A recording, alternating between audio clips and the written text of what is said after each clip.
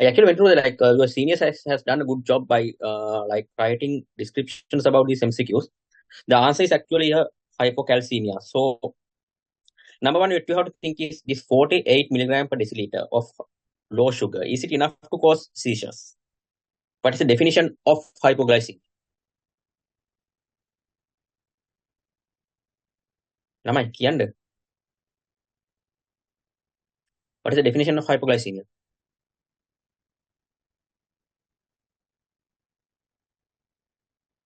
ළමයි. Glucose less than 45, sir. Yeah. Yes, 45 milligram per deciliter or 2.6 millimole per liter is the universal cutoff at any age for hypoglycemia, right? So there can be confusion with the national guideline on newborn care. So please go and read the newborn care national guidelines. It can be downloaded from the College of Pediatricians website or even from the I think Epidunit website.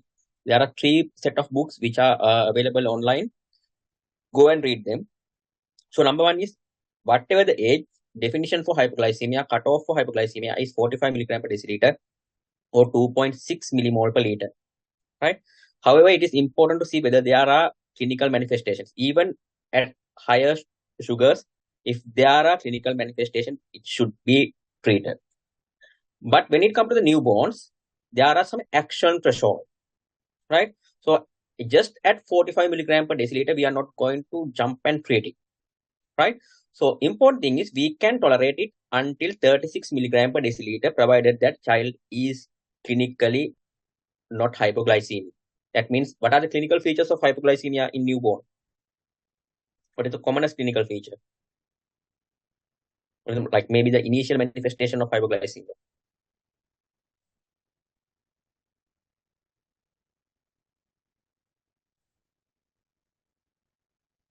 Am I pediatric කරපු කට්ටිය? When would you ask the nurses to check a sugar, which if you see this clinical sign? Probably which will it is like most common or the commonest clinical sign of hypoglycemia. And if you must check a sugar, if you see that.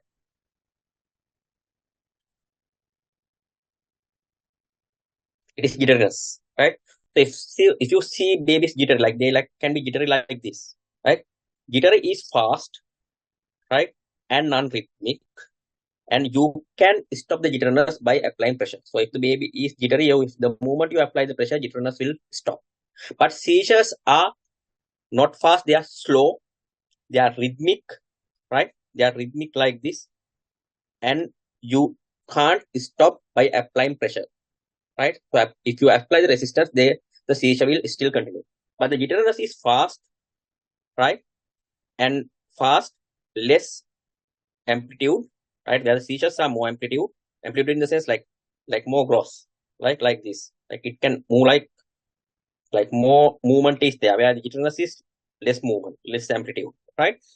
So if you see this, you must check sugar, right? So this is one of the earliest manifestations of hypoglycemia. The next things will be child can become irritable or less responsive, and if you don't treat, they can go into the seizures, right?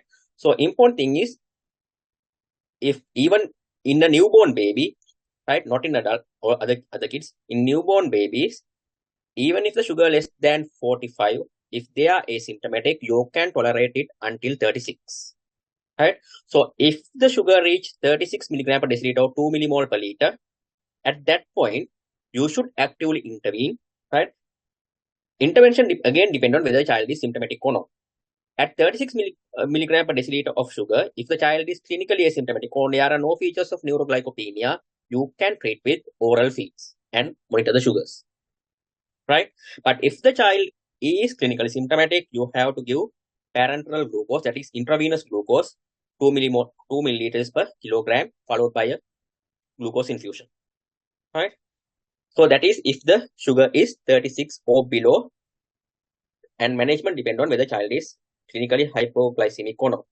The next threshold is 1 millimole per liter or 18 milligram per deciliter, because if the sugars is below 18 milligram per deciliter, child can have permanent brain damage. So if it is less than 18, even if the child does not have clinical signs, whether having the clinical signs or not, you should treat it with intravenous glucose, right? That is the management of hypoglycemia. Please go and read. This is very, very important. These questions can be given, this particular threshold can be given in your SBR. These are very, very good MCQs for SBR, right? So the thing is, so this 48 is bit unlikely to give seizures. So you need to know something about a baby of a diabetic mother. Do you know this triad? Have you seen this triad? So this is very important triad in management of a baby of a diabetic mother, or even if one of these risk factors are present, the other risk factor can be there. So in a baby who has hypoglycemia, particularly in diabetic mothers, they can have concomitant hypocalcemia and they can have concomitant hypothermia. So you should actively check for these things. You should actively check for these things. So out of the lot, actually commonest, so you can see this most of the causes: neonatal hypoglycemia, hyponatremia, hypoxic ischemic encephalopathy, the intracranial hemorrhage, everything can give rise to seizures. But out of the lot, in this baby, because the baby is born to a diabetic mother, next thing you should consider is hypocalcemia, right? Hypocalcemia. How you confirm hypocalcemia? What are the quickest ways of, like, because if you send this to the laboratory, it will take some time to come. But if you send a calcium to the laboratory, it will take about 1 hour, 1.5 hours to come. What are the quick ways of detecting hypocalcemia in babies?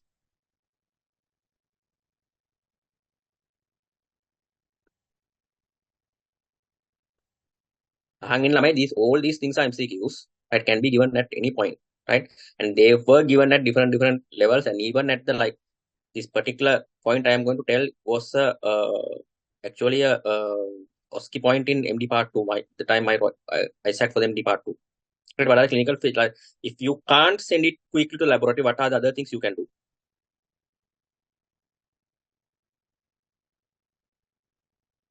Blood gas. Yes, very good. Blood gas. Yes, you can do the blood gas, because blood gas, if it is properly calibrated, you can look at the ionized calcium. Right, blood gas will give you ionized calcium. You can go through that. Right, but sometimes the problem is this may not be calibrated. But if you see it, you can use the ionized calcium to treat the baby. Right, any other investigation you can use, which can be readily be done at bedside?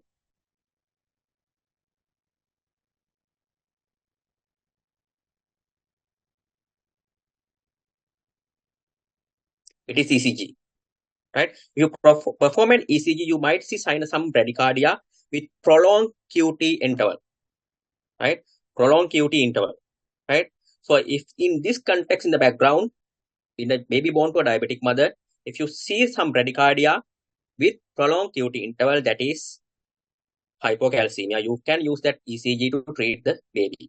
Right, so if you have blood gas, always use it, because it's very quick. Right, if you don't have blood gas, another way out is doing an ECG and calculating the QT interval. Right, go and read how to calculate the corrected QT interval, QTC.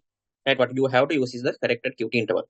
Right, so you need to know the complications of a baby can face with a baby of a diabetic mother. This can be a long case, so you are supposed to look into all these things. Right, you should look into all these things and take the things in the history. So it can commonly cause fetal macrosomia, and if the diabetics, especially in the gestational diabetes, but if the diabetes is long-standing or started early, it can even cause intrauterine growth retardation. What is the pathophysiology behind it?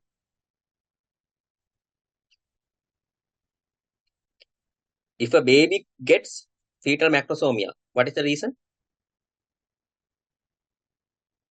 why babies get fetal macrosomia if the mother has diabetes?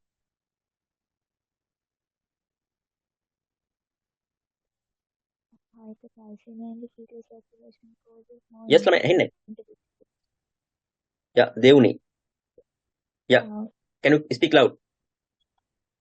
Hyperglycemia in the fetal circulation causes insulin Yes. to be secreted by the baby, so that Yes, very good. Like, you have to that build the answer like logically. So maternal hyperglycemia and glucose cross the placenta freely, and it causes fetal hyperglycemia, which lead to insulin secretion, increased insulin secretion. Insulin is an anabolic hormone.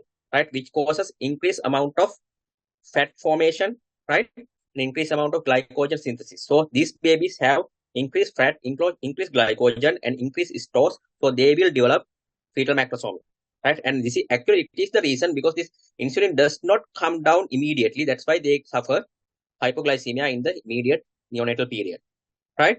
So what is the cause for IUGR? If you see IUGR, what does that indicate?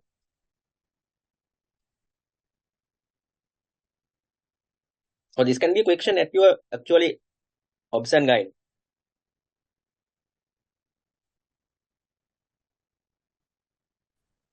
That would be the Diabetes from specific the beginning. Sorry? Diabetes from the beginning, sir, from the beginning of the Yes, gestation. that usually indicate the hypoglycemia has been there like long standing. Maybe the not the gestational, maybe mother has or type 2 diabetes mellitus, or even very early onset gestational diabetes mellitus. What is the pathophysiology behind it? Blood pressure should be at atherosclerotic plaque. Not particularly the atherosclerosis. Particularly, what will happen is placenta become dysfunctional, and there may be placental calcification, poor placental microcirculation. So what will happen is baby will not get adequate nutrition, so baby will suffer intrauterine growth retardation, right? So immediate hypoglycemic period, the immediate neonatal period, when you can have hypoglycemia, hypocalcemia, hypomagnesemia, and it was shown that they can have abnormal iron metabolism, particularly in brain, right? This happens because they have increased amount of red cells. They have polycythemia. So if they don't have enough iron, what will happen is, in order to maintain the, in order to give produce these red cells, they should need more iron. But this usual body iron will not be enough, so their iron metabolism become abnormal, right? So what will happen is, then because of the polycythemia, they will develop hyperbilirubinemia because of the increased red cell turnover. Sometimes they can develop thrombocytopenia, right? If this is the commonest cardiac manifestation of diabetic mother, so they will have intraventricular septal hypertrophy, sometimes ventricular hypertrophy, and outflow tract obstruction. If it is long-standing enough, right? So these things will happen if the diabetes develops towards the second trimester, third trimester. But if it is early, during the organogenesis period, so during the first trimester is organogenesis, right? Second trimester is for the organ hyperplasia, right? Third trimester is for the deposition of the stores. So if this hypoglycemia occurs during the very early phase where the organogenesis is there can be defects in the organ systems like VSD, ASD, transposition of great arteries, and coarctation of aorta, right? So the babies born to the diabetic mother, usually they are relatively premature for their age, so they can develop surfaction deficient lung disease, persistent pulmonary hypertension, transient tachypnea of newborn, especially if the baby was born through lower segment cesarean section, right? So they can have poor neurodevelopment, underdevelopment of neonatal reflexes. So in the neonatal period, if you elicit the neonatal reflexes, they may not have well-developed reflexes because of their prematurity, right? So again, if the diabetes occur in the very early phase, they can have sacral agenesis, which is very kind of a characteristic finding in babies born to mothers who have long-standing diabetes. This will not happen in a mother who is having gestational diabetes mellitus, right? And they can have or similarly, they can have caudal regression syndrome, sometimes severe enough to cause anencephaly, right? So sometimes they can have in the gut small left colon syndrome, anorectal atresia, duodenal atresia, hydronephrosis, renal agenesis, ureteric duplication like syndromes, if this is happening during the organogenesis part, right? So it is very important to understand which particular thing causes these symptoms. So gestational diabetes mellitus, if it occurs toward the second trimester or later toward the third trimester, it mostly gives these things is storage, organ storage symptoms like fetal macrosomia, hypoglycemia, hypocalcemia, hypomagnesemia, polycythemia, hyperbilirubinemia, thrombocytopenia, intraventricular septal hypertrophy, right? Surfactant deficient lung disease, PPHN. So these are common for anyone who is having diabetes, despite of gestational diabetes mellitus or even the long-standing diabetes.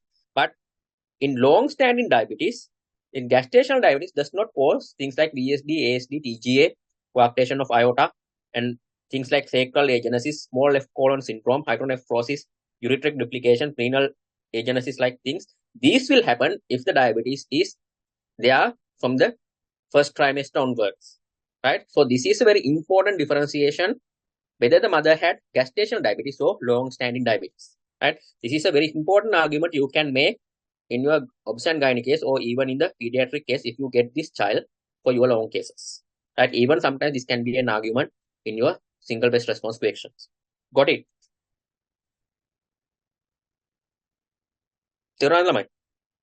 Yes, sir. Right? So go and read this and understand this why this is happening, right? Otherwise you will get lost in your MCQs, right? You can see some of these questions. You really have to have a very good thorough understanding about these principles, because these are the principles of pediatrics and obs and gynae, right? Next one. So neonatal seizures. The commonest form of neonatal seizures is subtle seizures, right? So these are, they don't like most of about 50% of the time what they have are subtle seizures. So it's difficult to detect. So unless you know what you are looking into, right? So these subtle seizures can manifest as lip smacking, right? Tongue protrusion, suckling like event, chewing movements, right? So these things will be there. These are very common like things. So what you should understand is neonate does not just suck, right? Their sucking is a reflex. So unless something is touching in their mouth or the cheek, they don't initiate the sucking reflex. So if you see a baby sucking without such a stimulus, that can be a seizure, right? That can be a seizure. If you see a chewing movement without such a stimulus, it can be a seizure. If a baby putting the tongue out without such a stimulus, it can be a seizure, right? If the baby do a lip smacking, it can be a seizure.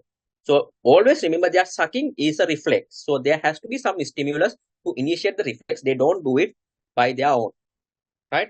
And there can be boxing-like movements, like pedaling type movement, bicycle type movement, right? Thrashing type movement, struggling type movements, right? So these are not like we usually these type of things we think this can be normal behaviors, but usually neonates are they are not active too much. So they wake up for the feeds and they go back to sleep after the feed, right? So they like become active when they need to be fed, right? And they usually don't do this much of cross movement. They do some movements, but this much of cross movements are not common, right? And the other things are roving eye movements, eye blinking movements, fluttering eye movements, eye rolling and staring. Again, the babies does not keep just staring, right? They always and they get awake and interact, open their eyes when they want to be fed, right? If you see these type of things, always think whether these are seizures. And apnea and rapid breathing, they can be apneic or breathing rapidly. Those also can be seizures, right? So one way to detect whether these are seizures are you have to check whether there's a tachycardia, in the same time hypoxia, unreactive pupils, dilated pupils, or BP, blood pressure fluctuations. If these things are there together with this type of movement, they support the diagnosis of seizures, right? So understand neonatal seizures can be very subtle because 50% of the time they manifest as subtle seizures, right? So these are MCQ points, right? So other type of seizures can be chronic seizures, tonic seizures, chronic seizures, and myoclonic seizures, which you know what type of seizures these are, right? Right. The next thing is usual neonatal period is immune to epilepsy. There are no epilepsies usually manifest during neonatal period, but there can be very dangerous epileptic encephalopathies that can occur during neonatal period. For example, something called Ohtahara syndrome. I don't know whether you have heard of it. I don't expect you to know, but remember this particular point. Neonatal period is relatively immune to epilepsy, right? Epilepsy is not seizures, right? Seizures are abnormal activities in the brain. Epilepsy is tendency to get recurrent seizures, right? So neonatal period usually relatively immune to epilepsy, but there can be very dangerous epilepsy syndromes like Ohtahara syndrome, like neonatal myoclonic epilepsy, and there several few things are there, but not necessary to know at your level. But the important point is these rare, unless for these few rare syndromes, right? Usually you don't see epilepsy in neonatal period, right? Therefore, if a neonate get a seizure, rather than attributing it to the epilepsy, you have to look into the secondary causes. That is the important point, right? So it is not epilepsy, so you have to always go ahead and find there's a secondary cause. So secondary causes include these, right? So you have a lot of differential diagnosis if a child get a seizure, right? So hypoxic ischemic encephalopathy, hypoglycemia, hypocalcemia, hyponatremia, hypomagnesemia, encephalitis, meningitis, intracranial hemorrhages. These are common things, right? Birth trauma, neonatal stroke, neonatal abstinence syndrome, right? When the withdrawal from the opioids or benzodiazepines happen, they can manifest as seizures, right? Brain malformation, like for example, focal cortical dysplasia. I don't know whether you have heard these terms of lyssencephaly, right? Neurocutaneous syndromes like tuberous sclerosis, Sturge-Weber syndrome, and inburners of metabolism, particularly pyridoxine deficiency, right? Again, no one will question too much about this, but important thing is sometimes, again, not in the SBR, but true false, sometimes they can ask about this, right? Because if a neonate manifests seizures and it cannot be controlled with first line, like first or second sort of antiepileptics, you should consider pyridoxine deficiency seizures, right? Because this is again very readily treatable. The moment you give the pyridoxine, ideally it should be given IV, but if you don't have IV, you can give orally. The seizures will stop, right? Very, very responsive to treatment. So that's the important point of this particular pyridoxine deficiency seizures, right? So, but at your level, common things are, but you need to know the clinical features and background, what are the clinical features and risk factors for hypoxic ischemic encephalopathy and this initial common causes for the seizures, right? Any questions, Laman, up to that point?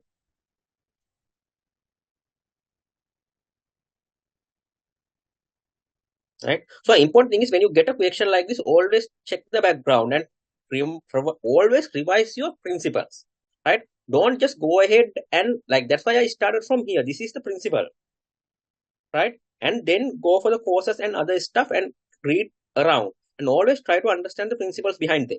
So rather than giving the causes for neonatal seizures, what I did was I went through the neonatal seizures. This is what is necessary. These are the principles, right? So this is just list by hearting. This is I told you in the, I think I did the initial like things about this Bloom's taxonomy of cognitive learning. So list by hearting is the lowest level of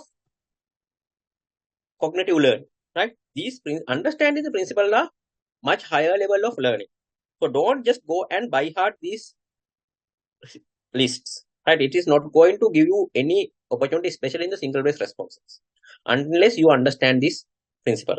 Go around and read and try to understand the principles, right? So if you know these principles, you can always answer the question even if you don't remember the full list, right? So a few things about neonatal intracranial hemorrhages, right? The important thing is, particularly preterm babies are more vulnerable to the intracranial hemorrhages, right? One very important risk factor is wide blood pressure fluctuations, right?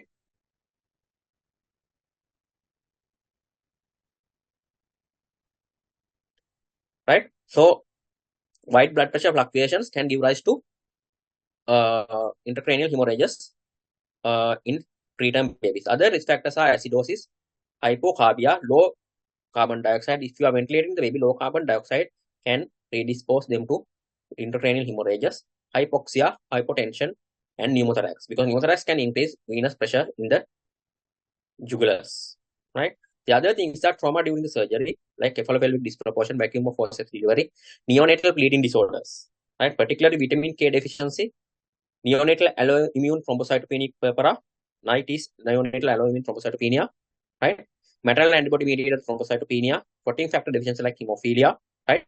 Sepsis causing DIC, congenital infections causing thrombocytopenia, neonatal liver failure. So these are few other causes, right? But the most important thing is the preterm babies. So go and read about preterm babies and their hemorrhages and how to manage them. So there was a question by someone. So if a neonate with tuberous sclerosis get a seizure, are we consider it as epilepsy or still acute symptomatic seizure? The thing is, important thing is like looking into the secondary causes, right? So if you find something like tuberous sclerosis, yes, it can be epilepsy, right? It can be epilepsy, but not it because it has increased frequency to give the seizures. But the diagnosis of epilepsy like depend on whether where the tubercle is found and whether that fit into the clinical manifestation of the seizures, right? So because there you can accidentally find a tubercle, but it may not be the cause for the seizures.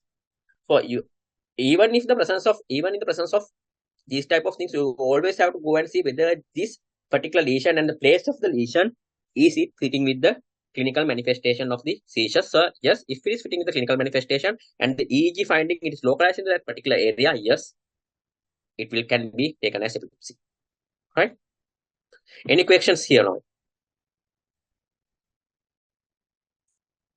Any questions? So you have certain things to go and read, right? Next question. A baby boy was born at 35 weeks of gestation and cried at birth. Baby was given to the mother. Baby was given to the mother. At 18 hours of birth, he developed an apneic episode which lasted for about 15 seconds. At that time, saturation was 80% on air. He recovered fully after initial stimulation. What is the most appropriate step? What are the answers?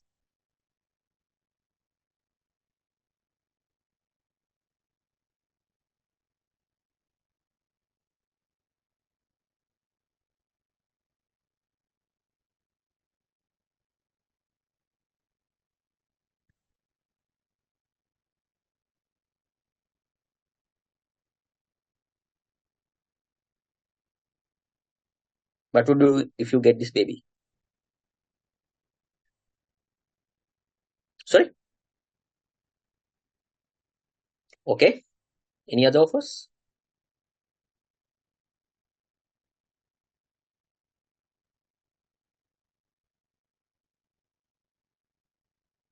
Yes, for the very first episode, if this happened, you can monitor saturation. But the actually important thing here is how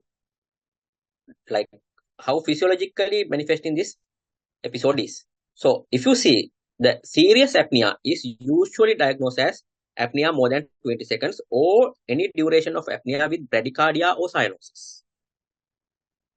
Right? So apnea more than 20 seconds or any duration of apnea with bradycardia or cyanosis is taken as serious apnea. Right? So the important thing is whether this is serious apnea or not. Right? So saturation drop into 80% can the important thing is with the important clinical finding is not really given here. Right? Whether the child has developed bradycardia, because bradycardia is the single most important thing, or whether baby look cyanos at that point. Right? So usually if a neonate become like 80% of desaturation, they can be manifested as cyanotic, but most of the time it may need a little bit lower saturation. The important other things are neonatal apnea can be due to idiopathic preterm apnea, or it can be obstructive apnea, or central apnea, or mixed apnea. So that's the combination of obstructive apnea and central apnea. So which is the commonest form of apnea in preterm babies, right? So apnea of prematurity occurs in babies who are less than 35 weeks of gestation. So actually this baby is just about 35, so it is unlikely to be apnea of prematurity, right? And the important other thing is there's something called periodic breathing in neonate, which should not be confused with the apnea. So usually this what will happen is these babies, they usually they have regular sequence of respiratory forces like that will last for about 10 to 20 seconds, followed by period of hyperventilation that lasts for about 4 to 15 seconds and occurs at least about 3 times per minute without any hypoxia or bradycardia. They don't have any physiological manifestations from them. So what they happen is they hold the breath for about 10 seconds to 20 seconds, then start breathing fast, and followed by another portion breathing fast. Right? So if you see this, if there is no bradycardia, hypoxia, and this breathing pattern is there, this is just a normal breathing pattern in neonates, which is called periodic breathing patterns of breathing of newborns. Right? So the apnea in prematurity mostly happen because of the vulnerability of the central respiratory center for the inhibitory insults like hypoxia, hypothermia, hypersensitivity to adenosine. So what will happen is if the child becomes hypoxic, they should start breathing fast. But in the preterm babies, particularly, this central respiration is not very sensitive to hypoxia. Another thing is the central chemoreceptors are hyporesponsive to hypercarbia. So increased carbon dioxide also does not mount normal respiration. And they can have upper airway instability because of the poor muscle tone. And they are having very compliant chest wall, which causes increased paradoxical breathing, leading to reduced functional residual capacity And sometimes they can have gastroesophageal reflux, which causes apnea, and they have increased vagal tone, which also give rise to reduced respiratory rate. Right? So all these things happen in the apnea of prematurity who are less than 35 weeks of gestation or not in this baby. The other secondary causes are very important to consider if the baby is not fitting into that area.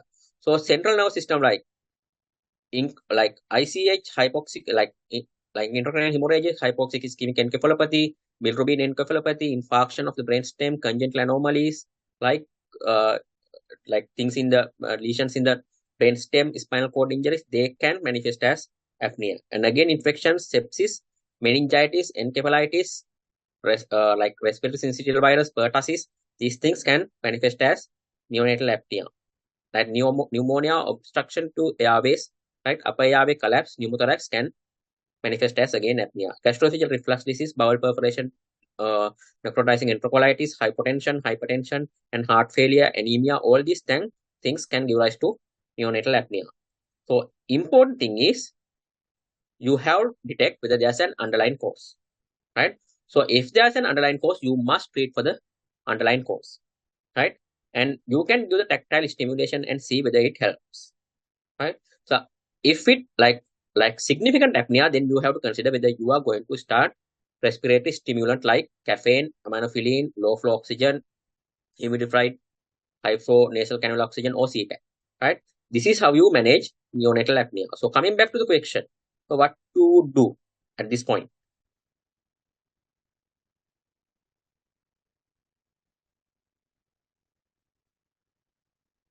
So actually looking at the question, the way it is worded, right? I think the expected answer is monitor oxygen saturation and close monitoring, right? But practically, right, if you see this type of a situation, does not just ignore, right? Because it can be the early sepsis, right? One other important thing is early sepsis, which is readily treatable, right? So if you see a baby like this, you should get this baby into the high dependency area where baby can be closely observed, right? And should connected to the saturation monitor and continue to observe closely. If it is just one episode which is not coming back, probably you can, like after a period of observation, you can forget about it. But if it start coming back again and again, even if it is less than 20 seconds, and if it is associated with hypoxia or bradycardia, probably you will need to start considering antibiotics as next option, right? Since the baby is 35 weeks of gestation, probably IV aminophylline and stuff not yet indicated. But if this is persisting, then you can consider giving oxygen, putting CPAP, and starting aminophylline, right? So for this question, I think the expected answer is monitor oxygen saturation. That with the answer I would select if I am given this question, because the way it is worded, and it seems to be like with all these reassuring features, full recover fully, and after initial stimulation, less than 20 seconds, and everything, I think the expected answer is monitor oxygen saturation. But practically, if you see this child, don't just like keep in the ward low dependent setup. This child should be taken into a high dependency setup where he can be very closely observed, because these apneas can be very dangerous. If you don't detect it, sometimes if you go into the bradycardia, even can end up in cardiac arrest, right? Any questions there, Laman?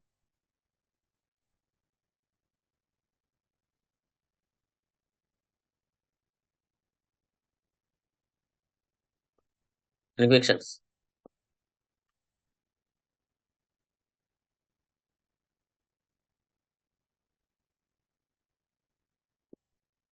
Right. Next one. A baby who cried at birth developed respiratory distress soon after. Abdomen is scaphoid in safe. Decreased air entry in left hemithorax. Heart rate 60 beats per minute. Saturation is 96 in room air. What is the next step in management?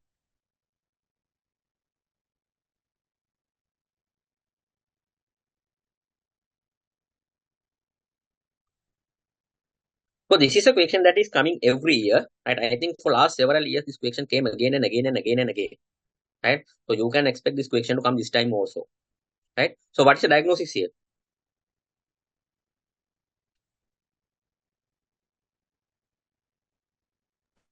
Congenital diaphragmatic.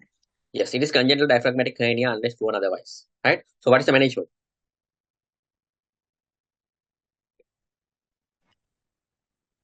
So we should intubate and ventilate and then Yes, NG. that's the important thing. So you should intubate and ventilate this baby. This heart rate of 60 is little tricky. So probably you have to do a very controlled intubation, being ready to resuscitate the baby, right? So important thing is, even if the child is not hypoxic, right?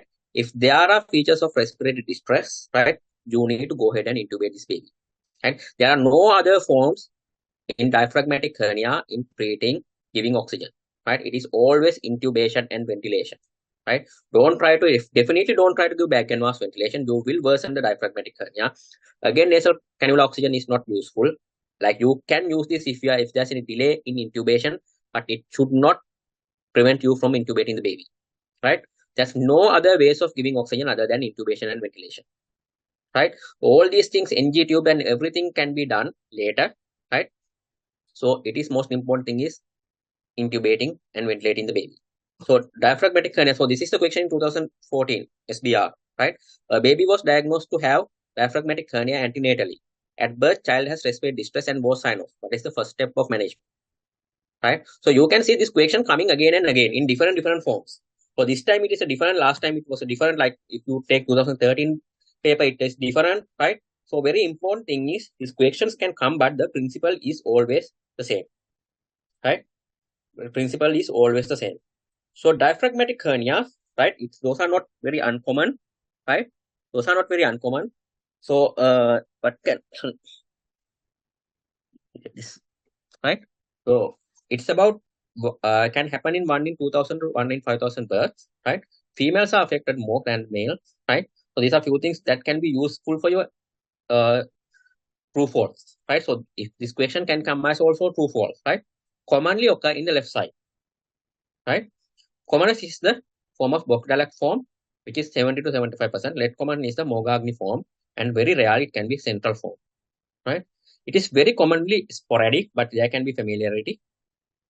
It can be associated with trisomy 21, 13, and 18. So these are, you can see, these type of points are more true false points, right?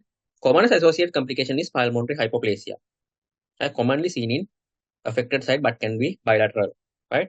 Associated other anomalies are CNS lesions, esophageal atresia, omphalocele, CVS anomalies. This is a slide I did for the 2014, right? So I just copied the set of slides, right? So this is where it occurs, right? So this is the commonest type in the left side in the Bogdalak form. So right side also can happen through the diaphragm, this area, right? Sometimes it can be bilateral in 2%, right? The next type is the Mogagni form. It can be from the frontal, right? It can be sometimes rarely central, right?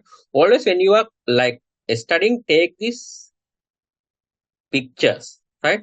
So these pictures are now very readily available in the internet, not like the days when we were studying, right? The internet is fast, you can always access and always get these pictures, and it is very easy to remember, right? And most of the time, I don't know whether you are still using the paper forms, but if you are like, you can always put this into your form or into your phone or the laptop and keep with you to study. So can't next step be arrange chest X-ray before intubating? No. The thing is, like, if the child is, especially heart rate is 60, the thing is, like, because it is clinical diaphragmatic hernia, yes, like, you can always do the chest X-ray later, right? If the child is unstable, don't wait until to do X-ray, because there's like very hardly any differential diagnosis for you to do from the X-ray, because anyway after the intubation you have to get another X-ray, right, to confirm the tube safe side, right? So X-ray can be done after intubating. The other thing is, if the child is not in respiratory distress and not needing oxygen, you can observe without intubating. That is the only time you can do the X-ray, right? But if the child needing any form of respiratory support, it has to be intubation and ventilation, right? So these are the different types of diaphragmatic hernias. So what you need to know is how to manage the baby, right? The congenital diaphragmatic hernia, what will happen is they herniate the bowels into the left hemothorax, pushing the chest into a side. So you can see there can be mediastinal shift. That actually could be the reason for the low heart rate, because of the obstructive shock child is developing, right? The small intestine is this side, so there will be hypoplasia of the ipsilateral lung, sometimes even the contralateral lung, and there can be mediastinal shift obstructing the blood flow of the great arteries and the cardiac output, which can manifest as sometimes as the low heart rate. Sometimes the liver also can be partly herniated into the defect, right? So the important thing is whether when the child is born, whether the child is in respiratory distress or hypoxia. In that case, you must intubate and ventilate the baby. So very, very importantly, these type of things should be diagnosed in the antenatal scan. That's why we do the antenatal scans and anomaly scans. So it is very, very important these things to be diagnosed antenatally. In this era, these things should not be diagnosed postnatally, especially this severe herniations. Mild ones are allowed, but severe herniation must be diagnosed antenatally. That is very, very important for the management, because if these type of thing, if this type of a child delivered in a peripheral hospital like a base hospital or like a district general hospital, right, the mortality is going to be high because this child need to be transferred, intubated in an uncontrolled setup, right? So if you see this child must be delivered in a tertiary care hospital where pediatric neonatal care and the pediatric surgical care is available, right? So it is very, very important that antenatally these things should be detected, right? And these things should not be missed in the anomaly scans and the antenatal scan. So it's very important in the antenatal scans, not just measuring the biparietal diameters or abdominal length or femoral length, right? It's very important to look into whether these type of things are there, right? So presentation, 50% of the congenital diaphragmatic hernia can be detected anomaly scan, right? Because they can have polyhydramnios, mass in the chest cavity, mediastinal shift, gastric air bubble, liver or thoracic cavity, or like gastric air bubble or liver or thoracic cavity being herniated into there, and low lung brain ratio, fetal hydrops. These things can be there in the congenital diaphragmatic hernia, right? So 50% of the congenital diaphragmatic hernias, severe ones, should be able to detected in the anomaly scan. These are the ones who get usually deteriorated in the initial part. So others, small ones, should be all right. Okay. They can present immediately after birth with respiratory distress. Some babies can have honeymoon period where baby can be stable for first 48 hours and then deteriorate, right? So these are the babies who does not need oxygen, does not have any respiratory distress, right? So what will happen when these babies are fed and the gut volume increase and gut start filling with the gas, they start showing the clinical manifestations. Some patients can present much later in the life. Actually, I have seen that like 33-year-old male when I was doing the surgical internship who present with bowel obstruction, and when we did the abdominal X-ray, we saw the this herniating into the chest cavity, right? And classical sign is the scaphoid abdomen, presence of bowel sound in the chest cavity. So if these two signs are there, actually it's almost always diaphragmatic hernia. So congenital diaphragmatic hernia can be diagnosed with chest X-ray. So you can see even in this baby, it was intubated, NG tube was put, and then X-ray was taken, right? NG tube was in, the ET tube was in, NG tube was in, and then X-ray was taken. So if it is clinically suspected and child is not clinically stable, always intubate, then you can do the X-ray, because intubation, like before intubation, it is not mandatory to have the X-ray. It is a clinical diagnosis, right? So there are few differential diagnoses for diaphragmatic hernia even in the X-ray, right? So what is this?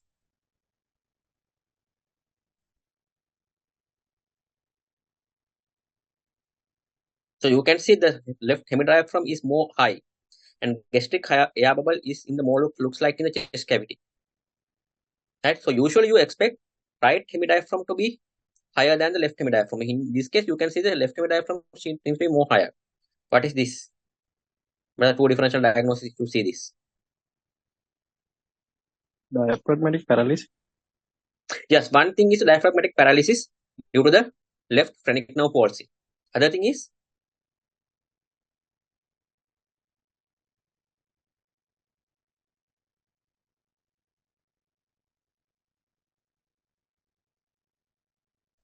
diaphragmatic eventration, right? Diaphragmatic eventration is not diaphragmatic hernia. It's like kind of like less strength diaphragm where you can have more like viscera kind of like seems to be pushed into the chest cavity. It is usually asymptomatic. You don't have to do anything, right? It usually settles, right? Other differential diagnosis is diaphragmatic eventration, right? What is this?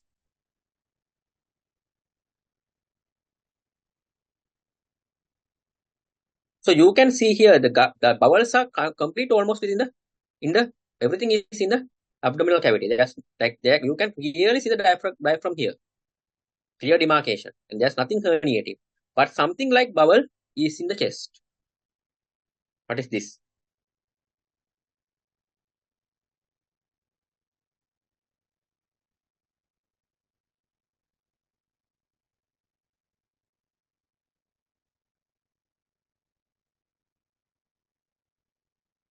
This is called congenital cystic adenomatoid malformation or congenital cystic pulmonary malformation, CCAM or CPAM, right? So what will happen is there are some congenital like cystic like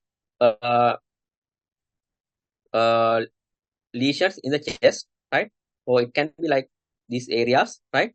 So it is a congenital malformation which in the X-ray looks like air sacs. So sometimes can mimic diaphragmatic hernia, right? Diaphragmatic hernia. So this is congenital cystic adenomatoid malformation, congenital or congenital cystic pulmonary airway malformation, CCAM, CPAM. So both terms are used. So this is a very important differential diagnosis for the X-ray in a child who gets this type of a presentation, right? So once you confirm the diagnosis, what you do is the initial management is you must avoid the bag and mask ventilation, right? If the child is symptomatic, you have to immediately intubate and start ventilation. Then put the NG tube. You have to get the access for the UVC and maybe UAC, like because these children may need inotropic support, so you need to use a central line. So like umbilical venous line is a central line. So you can put a central line rather than attempting to cannulate. That is because it is very quick. You can take blood for blood count, protein, blood gas, electrolyte, blood urea creatinine, and blood grouping, and even culture. Right? Always catheterize the baby because they can because of this obstructive shock, they can go into organ dysfunction and they might manifest as low blood pressure with shock, right? So catheterize the baby and start monitoring urine output, start IV fluid and parenteral nutrition to maintain the blood pressure and adequate nutrition. So you need to give adequate sedation and pain management because once the baby is intubated, it's very painful. Don't try to intubate babies like without sedation and keep the babies without sedation just because they can't complain. Right? It's very painful procedure. If you ever to put a tube down, you will know how painful it is, and even after surgery, it's very painful, right? So, and sometimes you may need inotropic support. So, important targets are in a baby with congenital diaphragmatic hernia. You need to maintain preductal saturation more than 85%, right? Preductal saturation minimum more than 85%, right? If it is normal, it's all right. Like more than 92 it's best, but if you can't maintain that, at least try to maintain more than 85% because they can have PPHN, right? So normal MAP for the age, mean arterial pressure for the age, urine output more than 1 milliliters per kilogram per hour, lactate less than 3 millimole per liter. That indicates if the lactate is high, that means organ perfusion is less. You need to maintain normal thermia and normal glycemia. You have to refer this child to the pediatric surgical unit. Right? Surgery should be performed in a unit where the pediatric surgical neonatal care level 3 neonatal ICU is available, right? Because these children can be very problematic and they can like slightest deterioration they can die, right? Because if you remember this photograph, you will understand how serious this can be. Because ventilation is not going to be easy. You are ventilating a hypoplastic lung, right? And you are trying to maintain blood pressure in a system where there's an obstructive shock, right? So this is a very difficult cardiorespiratory situation, right? Don't take this leisurely because these children are at very high risk of deteriorating, right? Any questions there, right? So remember this slide, right? So this will be the important part if you get by any chance if you get a essay question, right? So remember this differential diagnosis also, right? Sometimes next time they may put one of these. Any questions?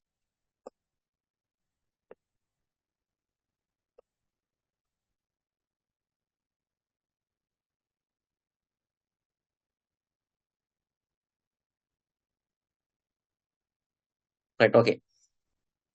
Next question. A 3-day-old baby presented with history of poor feeding and excessive crying. She is pale with very low femoral pulses and hepatomegaly. Blood gas shows metabolic acidosis. Newborn examination were normal at birth. Most likely diagnosis is. What is it? This actually is one of the most difficult questions in this paper. I actually told several batches read about this particular condition, and it finally came as a SBR.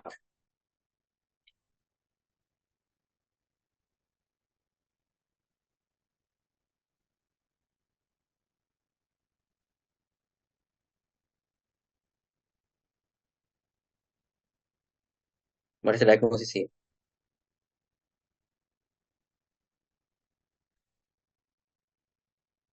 Actually, a similar question was there sometimes back in MD Part 1 selection. Right? And you can see the level of the question sometimes. Right? This is a bit of a difficult question actually. Unless you know this, you can get in trouble.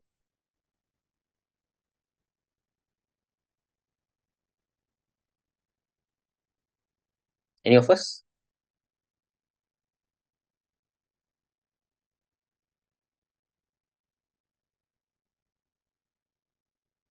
Let me know when you want to go for the clinicals. Right? Because I'm not looking at the watch. What is the answer here?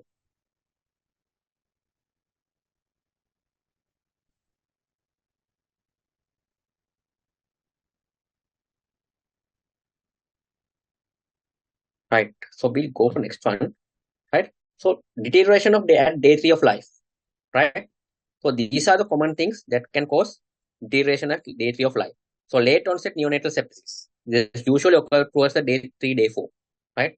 Close of the PDA worsening the deterioration of the duct-dependent circulation. That happens around day 3. Right. Metabolic crisis in inborn errors of metabolism. Early onset hemorrhagic disease causing in newborn causing intracranial hemorrhages. So these are 4 common causes for a deterioration in a 3-day-old baby. Right? So you have to remember these things in your head. So already the question is given for some. By looking at the question, you will know this is something cardiac because everything is given is cardiac. Right? After that MD type question, they have question all these things. Right? So it was a bit difficult. Right? But here you know this is something cardiac. So all the answers are cardiac. So what you have to find out is what out of all these, what is the duct-dependent circulation. So looking at this, what is the duct-dependent that what manifests as duct-dependent circulation? Dilated cardiomyopathy, it's a duct-dependent circulation? No, sir. No, right? Epstein anomaly, is it a duct-dependent circulation?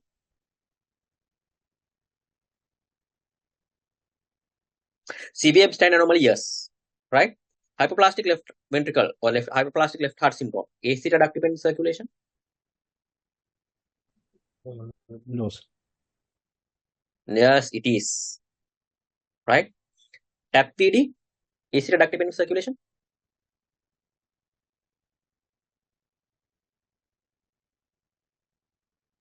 It is duct dependent. No, it is not, right? Single ventricle, is it a duct-dependent circulation? Yes, sir. No. So out of the all 5 possibilities are either Epstein anomaly or hypoplastic left ventricle. Right? So you have to, even if you don't know much about these lesions, if you use your if you know a little bit around it, so you can now narrow it down to either Epstein anomaly or hypoplastic left ventricle. Right? Let's go and see how to differentiate. Right? So deterioration of day 3. So these are the possibilities you have to think. So always remember next time question can be something else. Right? Day 3 is deterioration. And go and find out what are the causes for day 7 to day 10 deterioration. Right? Right. Duct-dependent systemic circulation. So duct-dependent circulations. Right? So this is what's happening in the duct, how the duct physiology. Right? So duct physiology before birth. Right? So you carry deoxygenated blood from the superior vena cava. Right? It's completely deoxygenated and come into the right atrium. And blood from the lower limb come through the inferior vena cava. Right? And from the portal vein. Right? And here this is the umbilical vein which carries the oxygenated blood through the placenta and goes through ductus venosus and join into the inferior vena cava. So out of the whole blood circulation here, this is where you have the highest oxygenation of the blood. That is the umbilical vein. Next, followed by the inferior vena cava blood, right, which kind of contain relatively higher oxygen saturation, but it is still mixed with the blood from the lower limb. So you know 2/3 of the blood in the circulation usually come from the head, right, and about 1/3 of the blood coming from the lower body, right? And especially in neonate, you need more oxygenated blood and more blood into the brain because body want to develop the brain more, right? So whole this physiology, if you look at, is designed for that. So what will happen is you get the deoxygenated blood from the head. It comes into the left ventricle, right atrium, and directly go into the right ventricle with minimum admixture in the right atrium. Minimum mixing here. Because of the momentum of the blood, it directly go this way, right? Because of the momentum of the blood, right? Because of the way, the momentum of the blood, it directly go into the right ventricle with minimum admixture here, right? So blood coming from inferior vena cava directly go into the patent foramen ovale into the left atrium, again with the minimum admixture, right? Because of the momentum of the blood from the inferior vena cava, right? So these momentum are in two different directions. So they have the minimum admixture. With the minimum admixture, this inferior vena cava blood will be directed. Sorry, please second. Inferior vena cava blood will be directed directly into the left atrium. Superior vena cava blood will be directed directly into the right ventricle, right? So this anatomical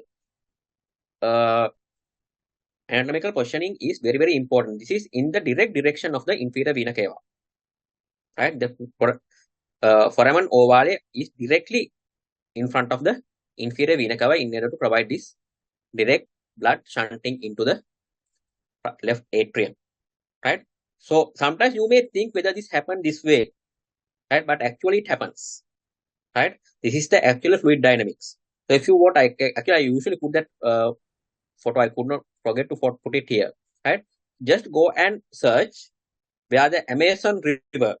You know the Amazon River meet its largest tributary. You know what is the largest tributary of the Amazon River?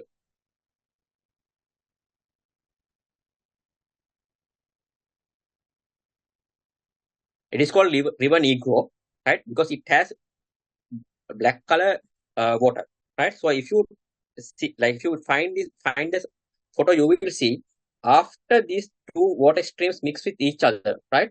They will run parallel for 8 kilometers without getting fully mixing, right? Without getting fully mixing. So if it can go like 8 kilometers without mixing, these 2 centimeters is nothing, right? These 2 centimeters is nothing, right? So these 2 centimeters is nothing. So this oxygenated blood will be directly shunted into the left side of the heart. Then it enter the left atrium, enter into the aorta. So aorta will give these 3 tributaries, the right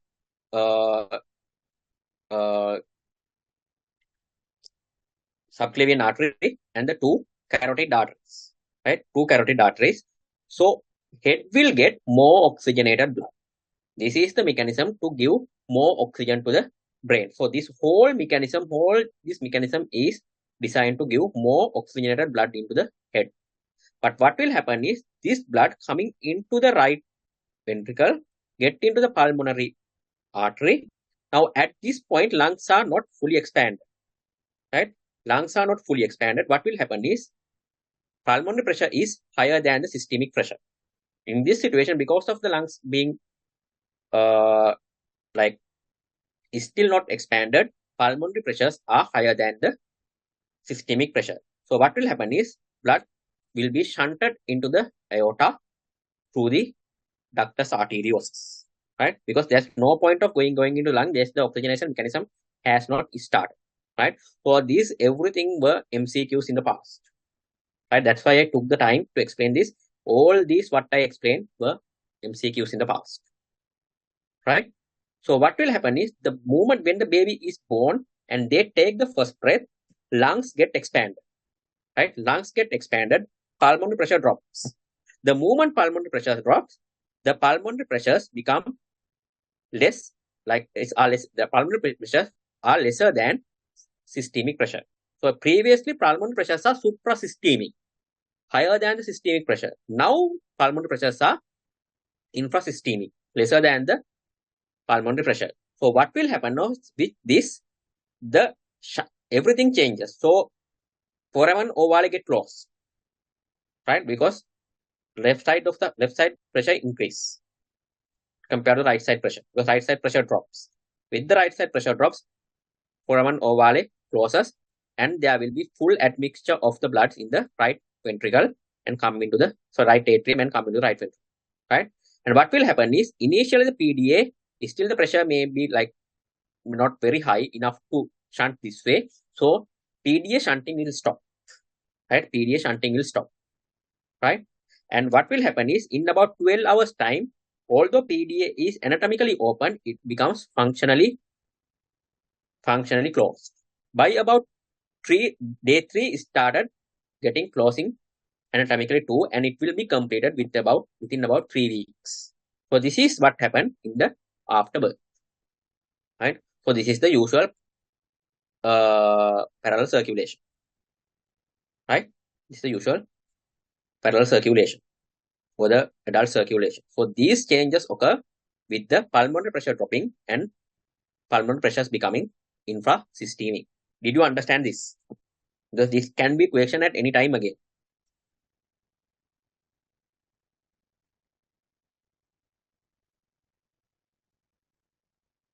Right?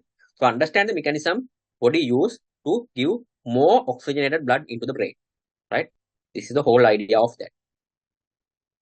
Okay. So there are some lesions that are duct-dependent lesions, which can be categorized as duct-dependent systemic circulation and duct-dependent pulmonary circulation. So examples for duct-dependent systemic circulation are critical preductal coarctation and critical aortic stenosis like this. So if there's a critical aortic stenosis or critical preductal coarctation, what will happen is the systemic circulation in the lower body is maintained through the PDA, right? Or interrupted aortic arch.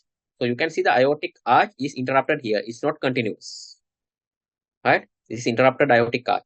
Or hypoplastic left heart syndrome. In hypoplastic left heart syndrome, what will happen is the left side of the heart is hypoplastic, including the aorta. Right? Including the aorta. So the circulation is maintained by the patent ductus arteriosus. As you can see, the ductus artery is very huge here. This is mainly the main supply of the blood into the lower blood body and sometimes even to the upper body, right? So because the aorta is small here, right? Aorta is small here. So in duct-dependent circulation, what will happen is if you take this example, this is the interrupted aortic arch. Preductal saturation is more than the postductal saturation because the preductal saturation is the right upper limb saturation, right? Because the right subclavian artery is supplied by the aorta before the ductus, right? So preductal saturation is higher than the postductal saturation. So right upper limb saturation will be higher than the left upper limb and the lower limb saturations, right? So right upper limb and head circulation is by the preductal circulation, and left upper limb and the rest of the body circulation is by the postductal circulation, right? And this left upper limb and the rest of the body are therefore duct dependent, right? Duct dependent. So what will happen if the PDA get closed? It will manifest as gray shock baby because there will be poor ductal circulation. And because of if this duct get closed, what will happen is there will not be supply of the blood into the left upper limb and the rest of the body, right? And what will happen is the blood that should go to the lower limb will be shunted into the pulmonary. So pulmonaries get flooded, right? Pulmonaries get flooded. So what will happen is the lower body will suffer shock and cause organ dysfunction, right? Pulmonaries get flooded and there will be pulmonary edema. So what will happen is you will see poor femoral pulses, metabolic acidosis because of the poor circulation into the organ, right? Because of the poor circulation to the organs will start manifesting as like develop lactic acidosis because of the lack of oxygen, right? So there will be metabolic acidosis, obstructive heart failure because there will be obstruction to the shunt now, and you will get pulmonary edema because of the obstruction. You will develop hepatic congestion. So this is how duct-dependent circulation manifests if there's a PDA closure. Did you understand this part? You can see if you don't understand this fully, you can miss the answer. If you go back to the question, so everything was given in this question, right? So there's lack of femoral pulses, hepatomegaly, blood gas and metabolic acidosis. Everything is there similar to here, right? So if you understand this physiology properly, you will know what is happening, right? So duct get closed, poor lower body circulation, poor femoral pulses, right? Poor organ perfusion, metabolic acidosis, shock in the organs, right?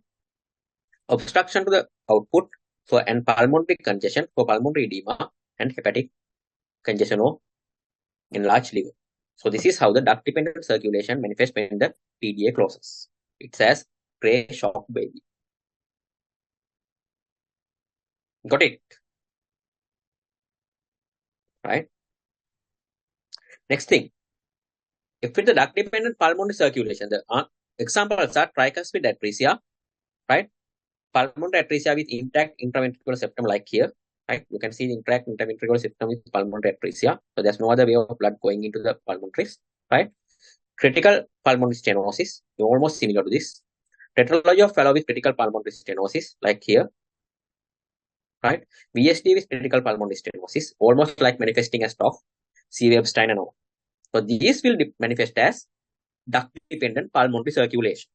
So if you look at the features, so we will get the example of this pulmonary atresia. What will happen is preductal saturation, postductal saturations are normal here. Same here. Because both preductal and postductal are supplied through the aorta, and there's no shunting blood from pulmonaries to aorta. For the preductal saturation and postductal saturation, both will be normal and usually less than the normal value for a baby because of this admixture occurring here. So you can see in this pulmonary atresia, what will happen is superior vena cava blood and inferior vena cava blood will come into the right atrium, and they go into right ventricle, but it will be hypoplastic because it's not fully developed to pump, right? Unless there is VSD, there's no way of this blood entering into the pulmonaries through here. So always it has to be a atrial septal defect of foramen foramen ovale, through which blood will go into the left atrium and there will be an admixture.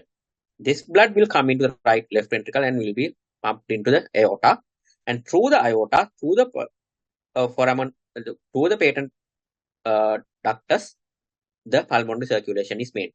So if the duct is closed, there is no way of maintaining the pulmonary circulation. That's why it always says pulmonary atresia with intraventricular septum being intact, right? So what will happen is, so pulmonary circulation is completely supplied by admixtured blood to the PDA.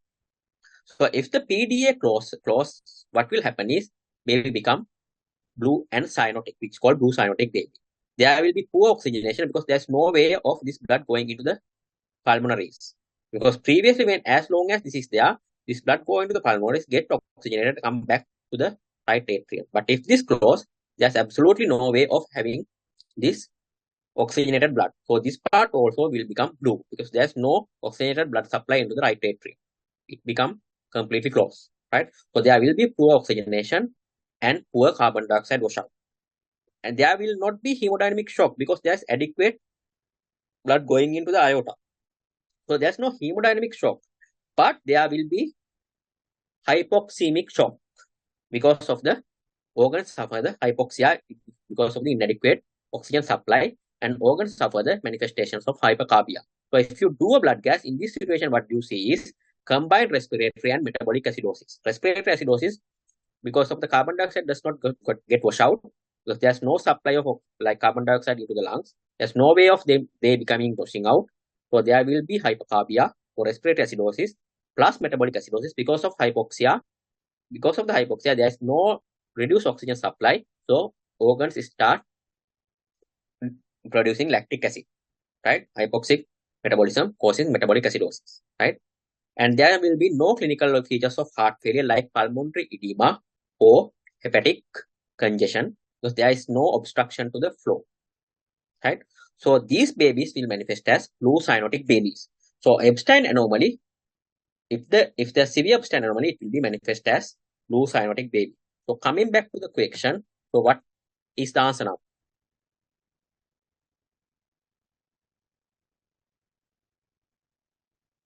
Out of Epstein anomaly and hypoplastic left heart.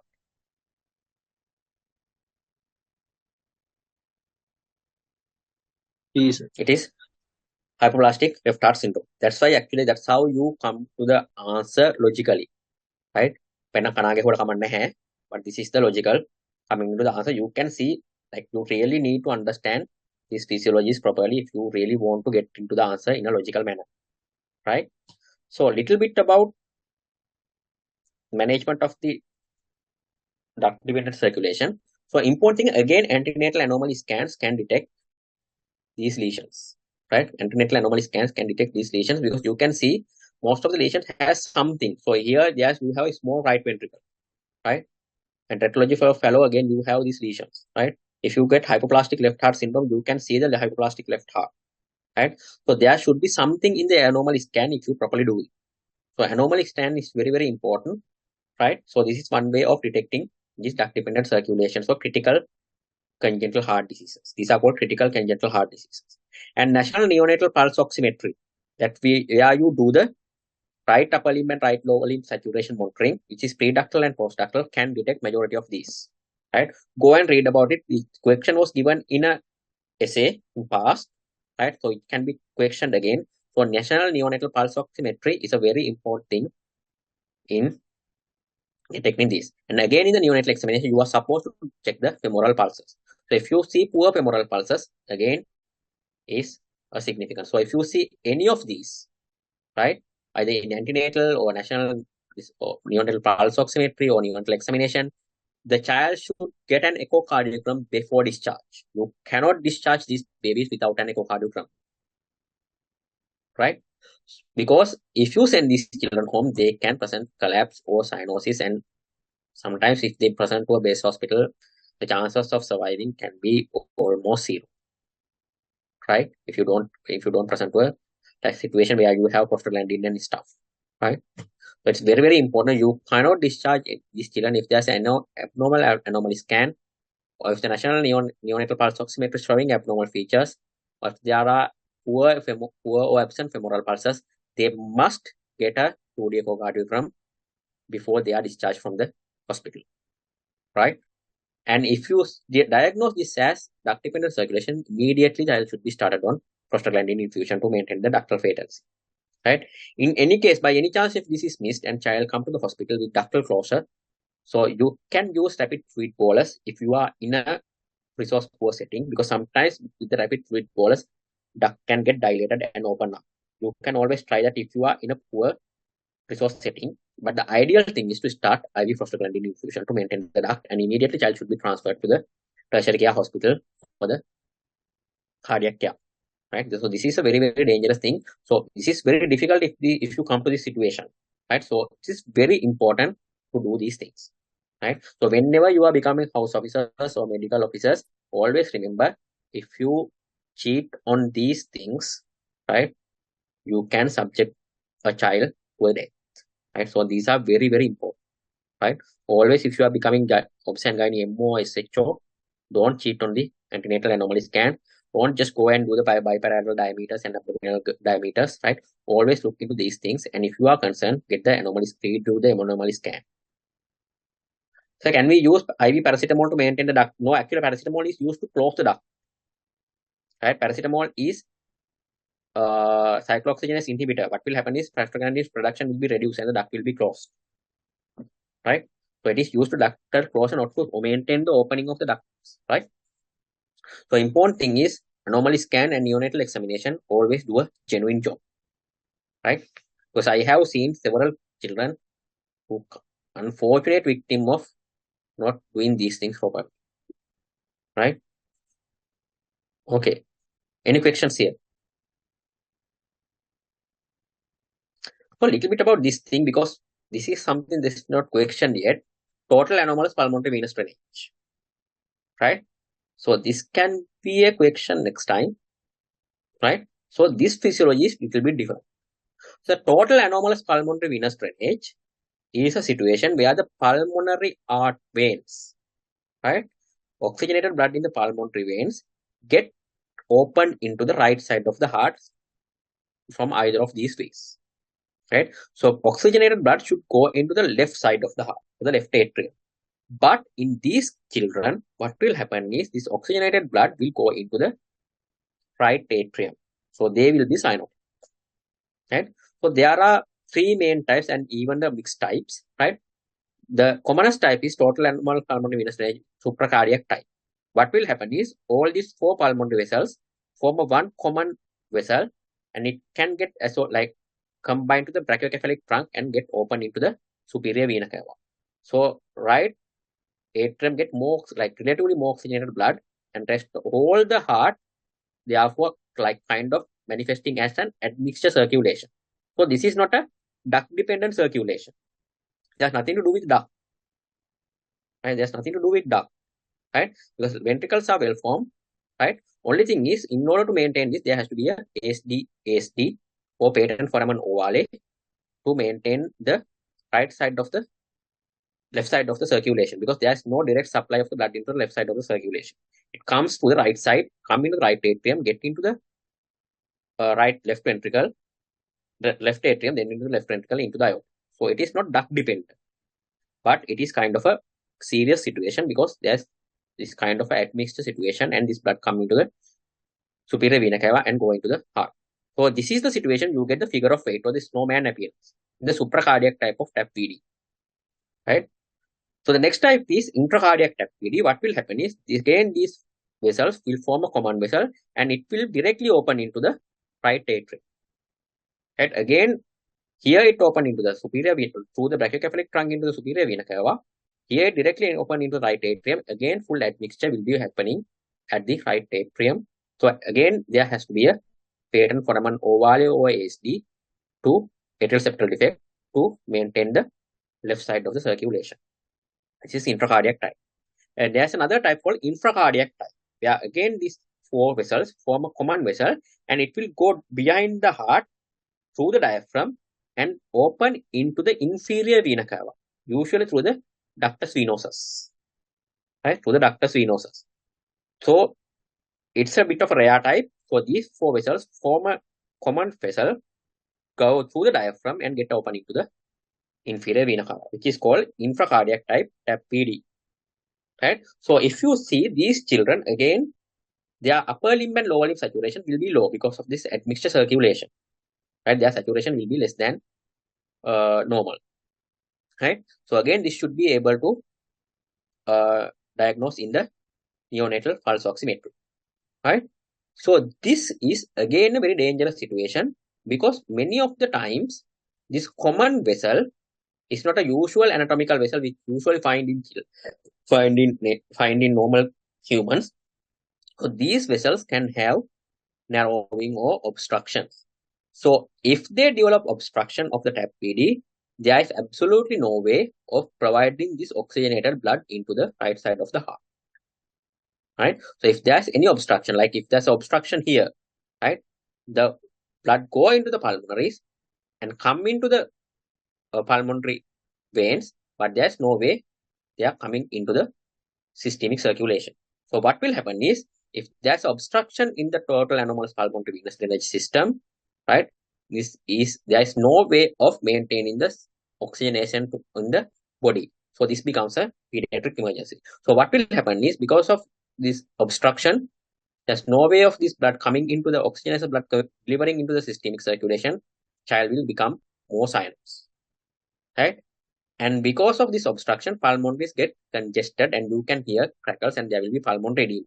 You can see here In duct-dependent pulmonary circulation, although a child becomes more cyanotic, there is no pulmonary congestion. So you won't hear any crepitations, right? But these babies, they become more cyanous, and they have pulmonary congestion. So they can hear crepitations, and they become respiratory distress because of that. And there's no oxygen supply, they will develop hypoxic metabolic acidosis. But they can wash out carbon dioxide until some level, until it becomes really flooded. So initial part you may not see hypercarbia. So they will develop worsening of cyanosis, pulmonary congestion or pulmonary edema, respiratory distress, hypoxic metabolic acidosis. So immediately they should have the surgery in order to relieve the obstruction, otherwise they will die. Right. So again, this is something very, very important. This can be detected in the antenatal scans or should be detected in the neonatal pulse oximetry. Right. So that's why it is like Swiss cheese. We have put several barriers to diagnose these lesions. Right. Any questions here? So three things I just discussed. Duct-dependent systemic circulation, they manifest as gray shocky babies, and they have the features of heart failure with pulmonary edema, hepatic congestion, but they are not cyanous, right? Duct-dependent system pulmonary circulation, they are cyanous but not in heart failure. Total anomalous pulmonary drainage, they are having the worsening cyanosis, they have pulmonary edema, but again there's no obstruction to the outflow, therefore they don't have hepatomegaly, but they will get increased respiratory distress, pulmonary congestion, and worsening of cyanosis. So these three things actually, if you look at clinically, like into clinical features, those can be differentiated clinically. So in the MCQs also SBR, if you get these features, you should be able to put one of these into different category, right? So this is not yet question in MBBS. Actually, I personally believe this is bit of a too much of a question for MBBS, but relatively this is also a bit of a too much of a question for MBBS. So this, you can't say this may not be given, right? Any questions here?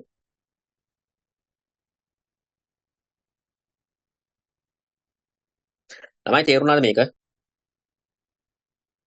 right? වෙලා අරගෙන කියලා දුන්නේ because this question had been coming for some time in different forms, right? I think the 2012 there was SCQ, and that time I want 2013 there can be question. Yes, it came, and again I want 2014 again it came, and this time they gave a bit relatively like difficult question. So next time question also can be difficult, right? To understand these things, one important thing when looking at the cardiac lesions, don't just by heart. All these things are from the internet, right? So there are very good pictures, right? Always get the pictures and try to understand the flow physiology, right? Flow physiology is this situation, so you will know what is happening, right? Don't just by heart, right? So if you understand the flow physiology and what is happening, it is very, very easy. Okay, so you can see everything I build depending on the flow physiology. Everything I told you, I developed from the flow physiology, right? So if you understand the flow, this blood flow physiology in the heart, this congenital heart disease is very, very easy, right? You will know a lot of things, right? So I want you to go and do quick reading, not too much reading. Go and read about the cardiac physiology of tetralogy of fellow called the top physiology, TGA physiology. So this is another one I took from the internet, right? All these pictures are available, right?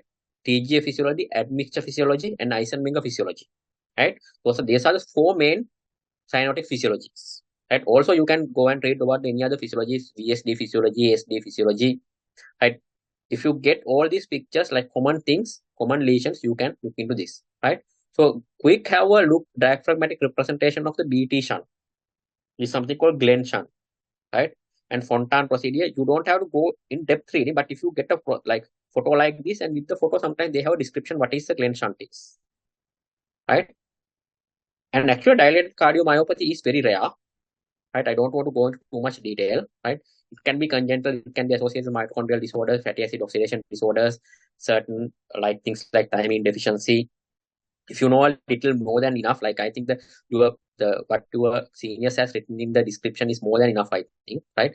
I don't think it is very like too much necessary, but go and read a little bit about the hypertrophic obstructive cardiomyopathy, HOCM, and the ECG findings of it, right?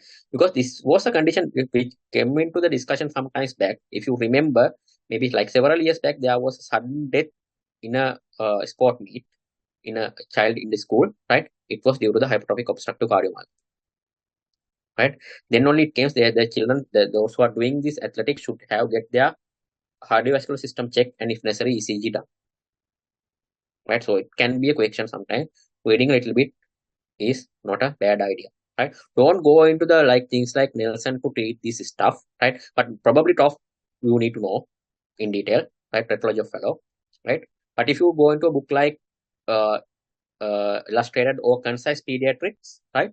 They have all the necessary details for you. Or even if you just go to the internet and just do a quick search, you can find the necessary details, right? Any questions there, Lamai?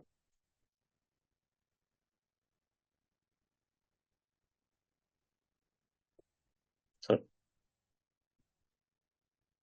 Any questions? Excuse me, sir. Can you explain why the duct-dependent systemic circulation causes hepatomegaly, but blood-dependent pulmonary circulation does not cause? Yes. Yeah. So like, let's take this example, right? So if you get, now if this duct get closed, this is a duct here, right? So if the duct get closed, what will happen is the left ventricle will not be able to shunt blood into the aorta. So it will be more flooding into the right, into the pulmonary. So it causes pulmonary congestion.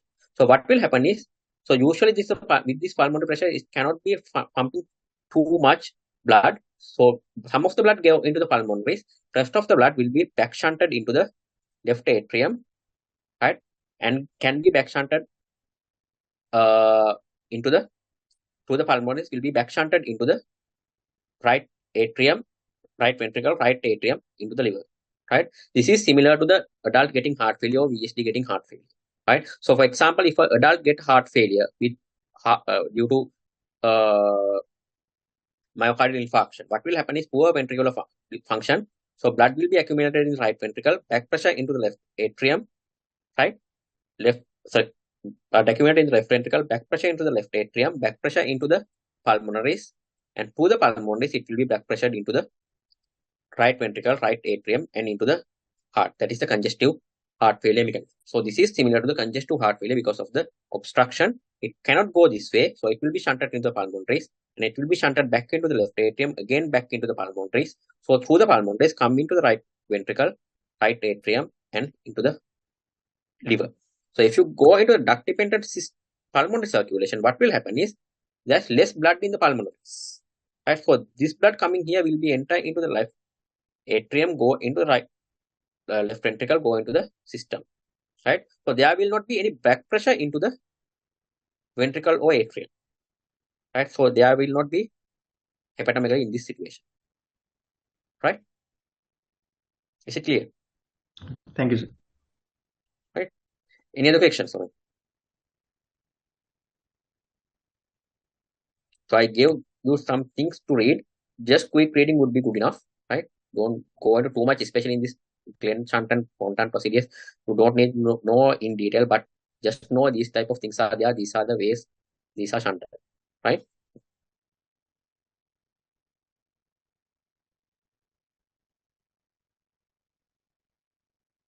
Right. Next question. An 11-year-old girl presented with progressive difficulty in breathing for 1 week duration. On examination, she is dyspneic and pulse rate is 170 per minute. Heart sounds reduce in intensity with gallop rhythm. There's a pan-systolic murmur heard at the apex radiating to the axilla. What of the following is most likely encountered in her history? What's the answer?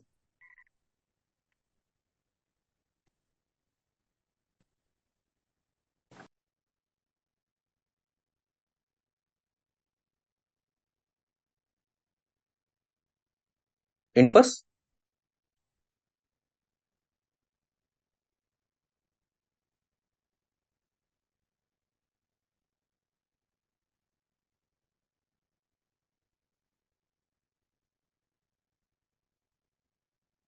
What is happening here?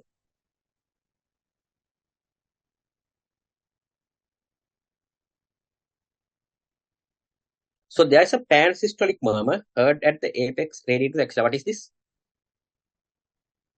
What does this mean?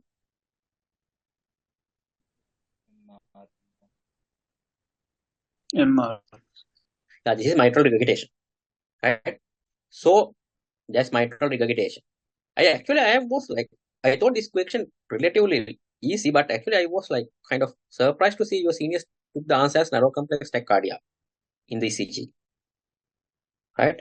Actually, I don't know what made them think it, but actually it is not the answer here, right? So please go and correct that answer in that description, right? Because unless it can go from batch to batch and people might get the wrong answer there, right? So actually what is happening is this is for mitral regurgitation.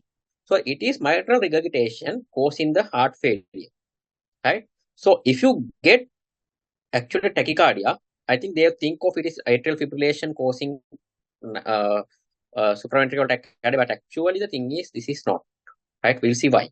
So this is mitral regurgitation, right? So what would be the answer? Correct answer here.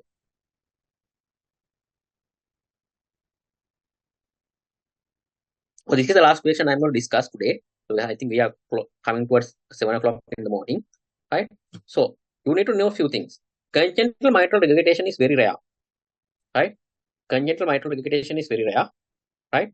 So you don't even try to mention it as a diagnosis if you see this, right? So in the Sri Lankan context, if you see mitral regurgitation, it is almost always due to the rheumatic carditis, right? It's almost always due to the rheumatic carditis. Other things are very, very uncommon. So other rare, like less common or rare causes are Marfan syndrome, mitral valve prolapse with mitral regurgitation, native valve infective endocarditis, Ehlers-Danlos syndrome, right? So these are the other causes. So other thing is acute mitral regurgitation will not cause atrial fibrillation, and it is rare in children, right? So here the answer actually is A, history of tonsillitis 2 weeks ago, right? History of tonsillitis 2 weeks ago. So actually what we need to do is we have to understand this as acute mitral regurgitation. We put in the child in heart failure. That's why child get tachycardia, gallop rhythm, right? Gradually worsening shortness of breath, right? So everything you need to know is congenital mitral regurgitation or long-standing mitral regurgitation is rare, right? Congenital mitral regurgitation is rare. So, and these are rare causes, right? So if a child presents with mitral regurgitation in the Sri Lankan setup, it is even in the other setups, even in the other countries, right? You have to always consider whether it is rheumatic carditis, right? So if you understand that, actually the answer will be history of tonsillitis 2 weeks ago, right? So skin infection usually does not cause much. It's not the common cause for rheumatic carditis. Rarely can cause, but rheumatic fever is mostly occurred from the throat infection. Why did they mention about rash of the face?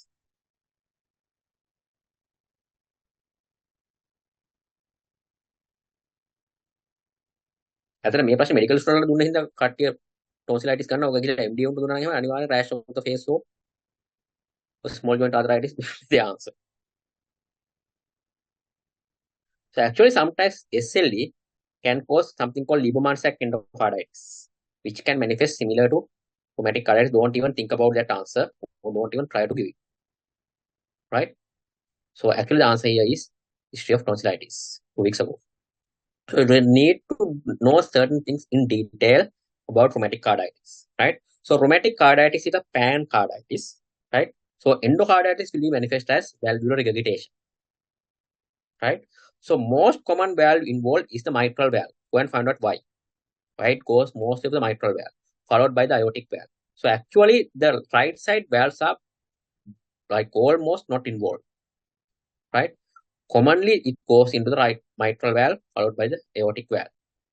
And it can cause myocarditis, which causes reduced contractility. It can cause pericarditis, it can lead to cardiac rub and pericardial effusions, right? So go and read about the pathological findings in the rheumatic carditis. What is the pathognomonic finding in rheumatic fever or rheumatic lesions? Pathognomonic pathological finding. Go and find out, right? So this can be sometimes true false MCQs, right?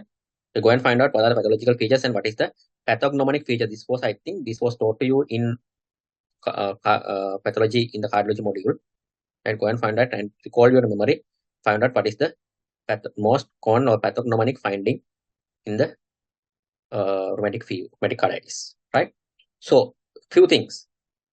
There are common murmurs that you can hear in rheumatic carditis. Commonly, there can be 4 murmurs, right? So mitral regurgitation murmur is the commonest, right? So which can manifest as a pansystolic murmur in the apex radiating into the axilla. And there can be aortic regurgitation murmur, which is a mid-diastolic murmur manifest in the left sternal border. And this particular murmur called Kericum murmur, which is the pathognomonic murmur in the acute rheumatic carditis, right? And which it disappears as the carditis resolves, right? So which is a very, very important point. So Kericum murmur is pathognomonic to acute rheumatic carditis. It occurs only during acute phase of rheumatic carditis, right? And it goes away. You don't find it during the resolving of the rheumatic carditis. So if you can monitor this murmur, you can monitor the progression of the rheumatic carditis. So if this murmur disappears, that means the rheumatic carditis is over, right? Rheumatic carditis is over, right? Go and find out what is the pathophysiology of Kericum murmur, right? And how it can be differentiated from mitral stenosis murmur, right? If you want good marks, distinctions, gold medals, right? Go and find this out, right? And if you get the case, if you can appreciate this murmur, this can be heard, right? Definitely this can be heard if you have trained your ears, right? This can be heard, and by detecting whether it is there or not, you can say whether this child is in acute phase of the rheumatic carditis or resolving phase of the rheumatic carditis, so this is resolved already, right? So this is very, very important finding to give that diagnosis, right? For example, if this is given at the MD level, right? If you don't appreciate this, you cannot be expected to go beyond just pass, right? Because we expect in the MD, it is expected to say whether it is acute rheumatic carditis or resolving rheumatic carditis or already resolved rheumatic carditis, right? So the next murmur you can hear is the Austin-Flint murmur, right? Which is a secondary manifestation of the aortic regurgitation murmur. So these are the 4 murmurs you can hear during acute rheumatic carditis, right? So mitral regurgitation murmur is the commonest. Kericum murmur is the pathognomonic murmur for the acute rheumatic carditis, right? And you can have aortic regurgitation. If aortic regurgitation is severe enough, sometimes you can have Austin-Flint murmur too, right? So other cardiological findings in rheumatic carditis are gallop rhythm. It is from the heart failure from the mitral regurgitation or myocarditis. Sometimes you can hear pericardial effusions, right? Pericardial rubs, muffling of heart sounds, loud P2 secondary pulmonary congestion. Tachycardia is commonly occur during the acute phase and the resolving phase. If there are heart blocks, you can have irregular pulses. If there's ongoing heart failure, you can have tender hepatomegaly and pulmonary crepitations. So if you get the case, right, of mitral regurgitation, always try to see whether these things are there, right? All these things, right? So, like, this is a good case for a good candidate. Actually, if you at your level, if you can say mitral regurgitation at your short case, you will be passed, right? But if you really want high marks, look into these things, or even mention whether they are positive or negative, right? And actually, your level, if you know the Kericum murmur, that would be very, very impressive, right? Very, very impressive for the examiner, right? You can probably just mentioning this name in the mitral regurgitation case, this mitral regurgitation or rheumatic carditis, probably give you like 60 plus mark, right? So go and read about these things and try to understand the pathophysiology of it and how to differentiate it from the MS murmur. Okay. So other things, always give the positive finding or negative finding whether it is there or not. So gallop rhythm, pericardial rubs, muffling of the heart sound, loud P2, tachycardia, irregular pulses from heart block, tender hepatomegaly, pulmonary crepitations. All these things can be fine in a good case, full-blown case, right? So management of rheumatic fever, you need to know, right? So the child should be in high dependence care or in a place where the child can be very closely monitored, right? So if you get the long case, these things will be asked from you. So if you get even the essay question, you need to know these things. So what are the charts you are going to monitor? You need to maintain sleeping heart rate charts. So mention this as the first thing. This is the most important thing, right? So sleeping heart rate chart, because increasing heart rate is the first sign of carditis, right? So if you get a child with rheumatic fever or rheumatic carditis, you must maintain sleeping heart rate chart. Always maintain quarter-hourly temperature, blood pressure minimum 3 times per day, and with the temperature measurement, you need to check heart rate, respiratory rate, saturation every 4 hourly or more frequently depending on the child's condition. If the child is ill, even hourly, right? You have to maintain input-output monitoring, because with the heart failure, what will happen is they tend to retain fluid. So you need to know whether the child is in positive fluid balance or negative fluid balance. So at the ward round, check whether liver is enlarging or shrinking. Because if the liver is enlarging further, that means carditis is getting progressed. If the liver is getting like less small or shrunken, that means carditis is resolving. And always calculate the chest to see whether, and the heart, the lungs and the heart at the ward round to see whether there's pulmonary crepitations, whether there's gallop rhythms, right? And you may have to do frequent ECGs or even frequent like continuous ECG monitoring to see whether there's any heart blocks developing, right? PR interval, like prolonging of the PR interval can be common, and it's the like criteria in the Duct-Jones, right? It's a minor criteria, but it's like not very problematic. But sometimes these heart blocks can be progressed into even second degree and third degree heart blocks, right? So it's very important to monitor ECGs if you have any concern, right? So these are the monitoring you need to do in a child whom you are looking after with rheumatic carditis, right? So management wise, the child should be in strict bed rest. Strict bed rest. If they want to go to the toilet, they should go in the wheelchair, right? And you need to treat them with oral penicillin during the acute carditis phase. You are not trying to give intramuscular benzathine penicillin, because IM penicillin and IM penicillin, I don't know whether you have seen this is being given. It's a very painful injection, and it has to be given to the gluteal region. And you need to position the child in the prone position, and this pain can be very severe. So sometimes they are not tolerated. So it's always better to give oral penicillin until the carditis resolves. Then you can go for the intramuscular long-term penicillin. Next important thing is inflammation is controlled with oral prednisolone, not aspirin. If it is just rheumatic fever without carditis, you use aspirin to control the inflammation. But if it is carditis, you are avoiding aspirin and use prednisolone instead. Because if you use aspirin, child can collapse because of the worsening of heart failure and worsening of metabolic acidosis. Go and find out. There are 4 different pathophysiological mechanisms explain why aspirin should not be used in rheumatic carditis with heart failure, right? The other medicines you will have to use are diuretics. Usually we combine furosemide with spironolactone, because if you use furosemide alone, it can cause hypokalemia, low potassium. So if you combine with spironolactone is potassium sparing diuretics, your chances of hypokalemia is less. You get better diuretic action. Sometimes you may have to combine them with ACE inhibitors, angiotensin converting enzyme inhibitors, right? So this is how you manage rheumatic carditis. Any questions now?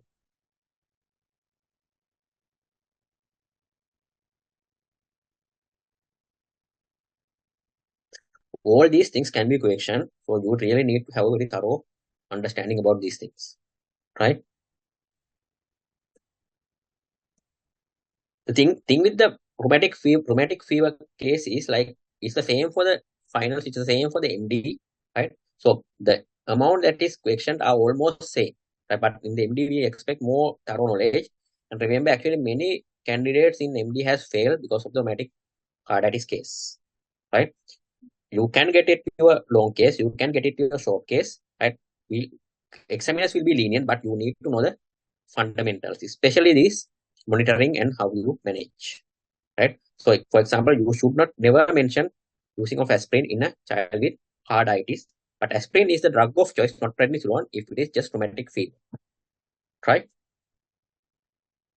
Any questions there, Laman?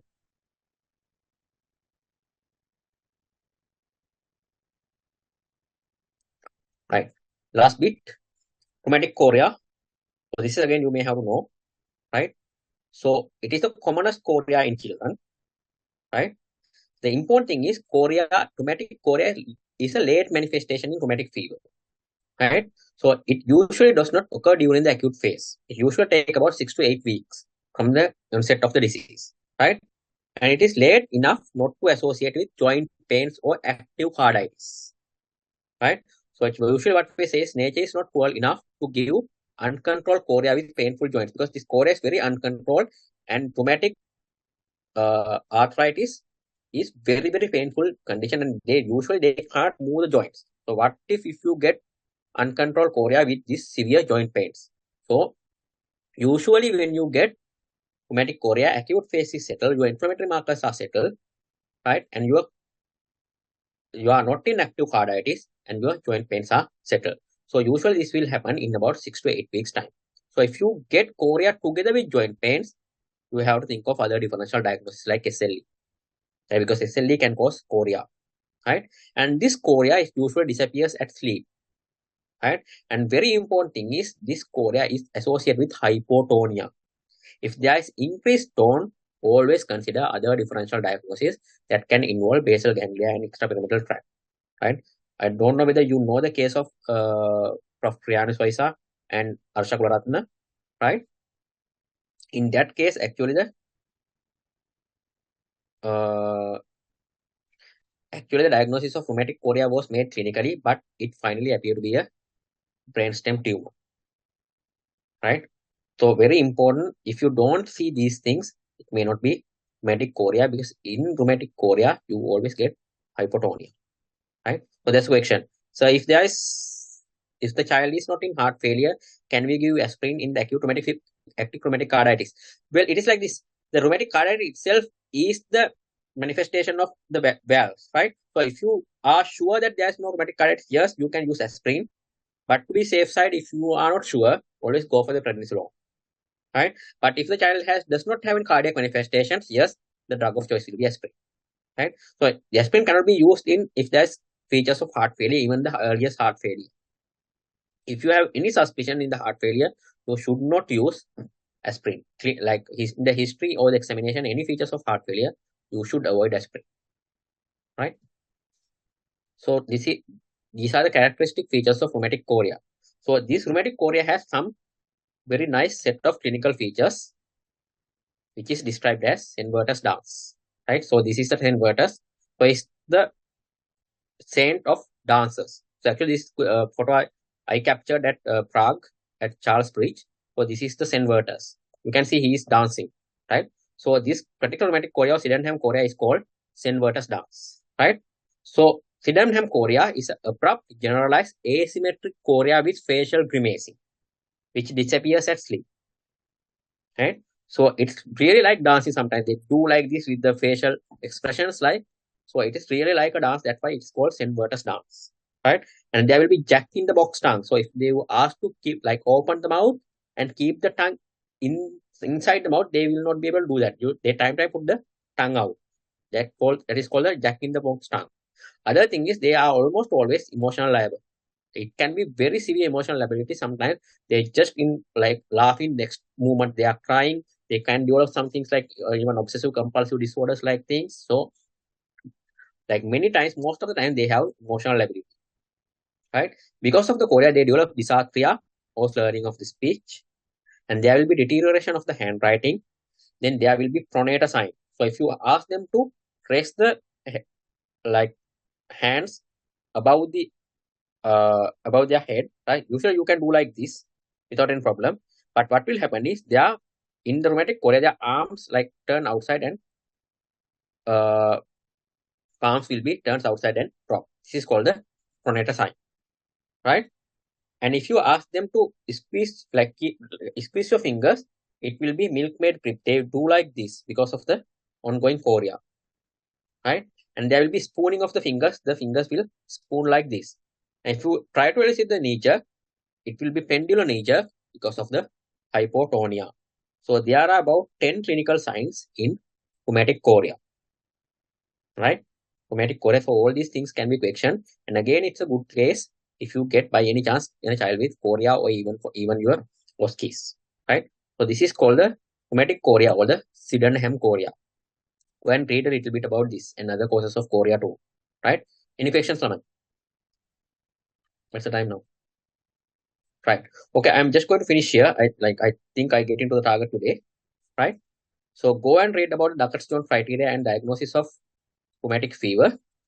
Right? We'll start next things from next section the next day. Right? What I wanted to tell you is when you are doing the question at this stage, right?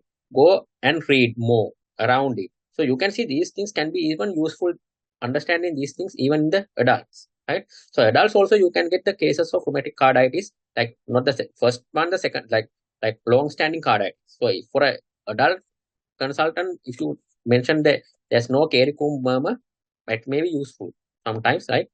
Sometimes you can have the MS murmur. At that time, you can develop the MS murmur. In the children, usually you don't hear the mitral stenosis murmur, right? You will hear only these recurrent murmurs, right? So go and read around it and always understand the principle. So even in the rheumatic chorea, these are important principles, and these are important principles, right? It is late and does not associate with joint and carditis, associate with hypotonia, disappears during the sleep. These are important principles in medicine, right? Any questions, Amit? Okay, right. Thank you. Have a nice weekend. Thank you, sir. Thank you, sir. Thank you, sir.